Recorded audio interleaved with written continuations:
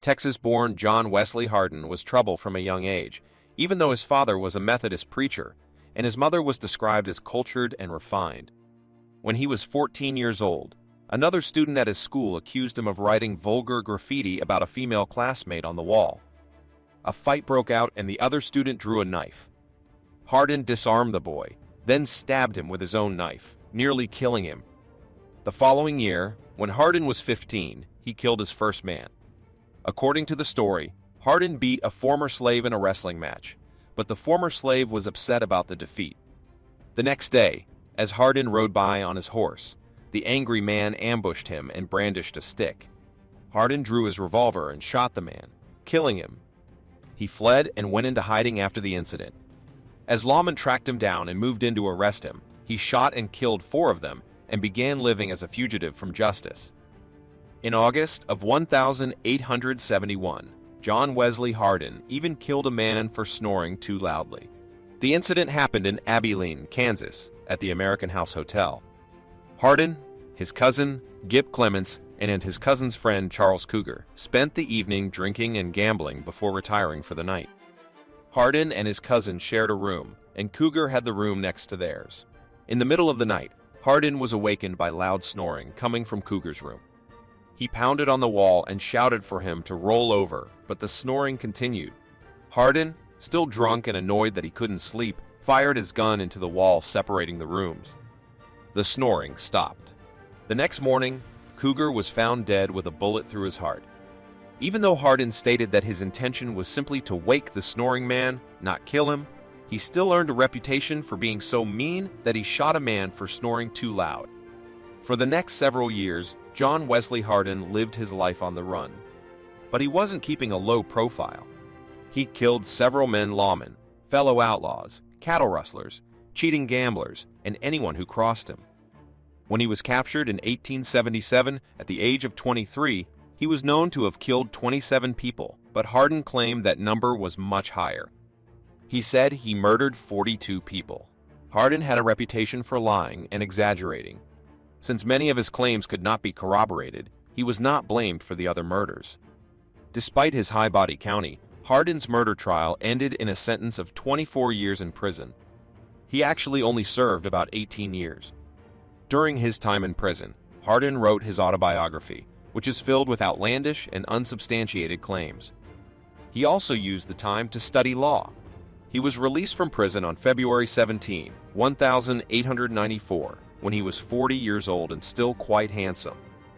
A few months after he was released from prison, John Wesley Hardin took and passed the bar exam. He received his license to practice law. On January 9, 1895, he married a 15-year-old girl named Callie Lewis, although the couple separated a short time later. Hardin moved to El Paso and took up with a prostitute named M. Rose. In August of 1895, M. Rose was arrested for brandishing a gun in public. The arresting officer was John Selman. Junior Hardin confronted the officer about the arrest, and Hardin ended up pistol whipping the young man. John Selman, Sr., a constable, former outlaw, an expert gunslinger, later approached Hardin, and the two men exchanged angry words. Later that night, Hardin was at the Acme Saloon, enjoying a game of craps, when the senior Selman walked into the establishment, approached Hardin from behind, and shot him in the back of the head at point-blank range. Hardin fell to the floor and Selman pumped him with 3 more bullets, just for good measure. John Selman, Sr. was arrested and stood trial for killing the dishy outlaw John Wesley Hardin. He got off because he claimed the shooting was in self-defense, even though he approached Hardin from behind and, in all likelihood, Hardin didn't even know he had entered the saloon. Selman maintained that he saw Hardin reach for his gun, so he fired in self-defense. As news of John Wesley Hardin's death spread, reactions were mixed throughout Texas. Some saw him as a ruthless killer who had finally met his deserved end, while others romanticized him as a legendary gunslinger. Regardless of the opinions, one thing was certain: the Wild West had lost one of its most notorious figures. Rose, devastated by the loss of her lover, spiraled into despair and eventually left El Paso. She wandered from town to town, never quite escaping the shadows of her past. The events of that fateful night haunted her, and she struggled to find peace. Meanwhile, the young constable, John Selman Jr., felt the weight of his actions weigh heavily on his conscience. Despite his father's exoneration in court, he couldn't shake the guilt of taking a man's life. He began to question the legitimacy of the wild justice that had characterized the West for so long. In the years that followed, the American frontier started to change. Law and order slowly crept into the untamed lands, and the violent era of outlaws and gunfights began to fade away. The once vast wilderness began to see the establishment of towns, cities, and organized communities. John Selman Jr., now a seasoned lawman, became an instrumental figure in bringing order to the lawless territories. He vowed to uphold justice and protect the innocent, determined to atone for the death of John Wesley Hardin and the violence of his past. Meanwhile, M. Rose found herself in a small town called Harmony Springs, far from the chaos of the Wild West. The peaceful surroundings and warm-hearted locales helped her heal slowly. She decided to start anew, away from her dark history. As the years passed, Harmony Springs grew, and its peaceful community thrived. John Selman Jr. was appointed as the town's sheriff, and under his guidance, the law flourished and crime dwindled. One day, as the town was preparing for its annual summer festival, a stranger arrived in Harmony Springs. He was tall, rugged, and carried an air of mystery. His name was Jesse Carter, and he was a traveler who roamed the country, seeking a place to call home. Jesse quickly caught M. Rose's eye, and the two began spending time together.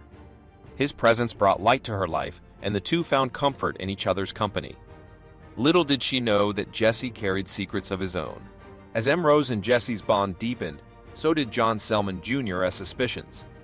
He couldn't help but feel a sense of familiarity about Jesse. As he dug deeper, he discovered that Jesse had a hidden past, one that tied him to the violent days of the Wild West. One evening, as the sun dipped below the horizon, casting a golden glow over Harmony Springs, John Selman Jr. confronted Jesse about his past. Jesse, aware that his secrets were catching up to him, confessed to his former life as a hired gun and outlaw.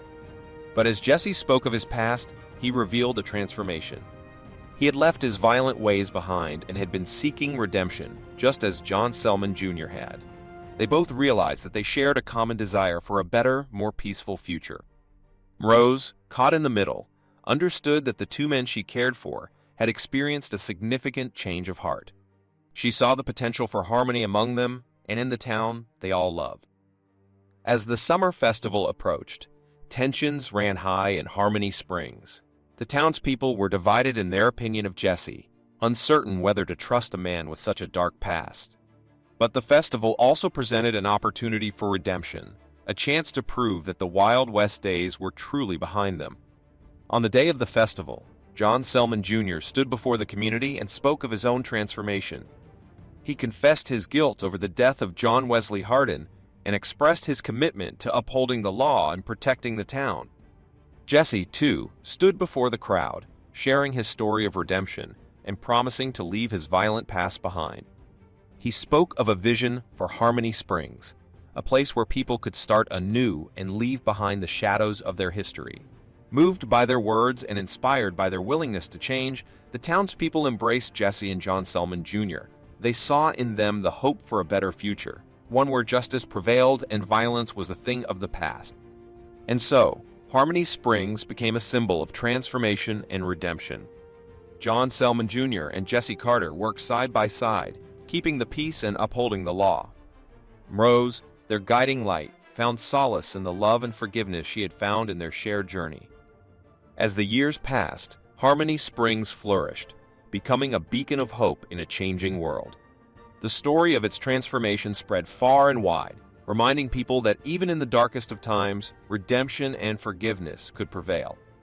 And so, the legend of John Wesley Hardin, once a symbol of lawlessness and violence, faded away, replaced by the tale of Harmony Springs, a town that had defied its past and forged a brighter future.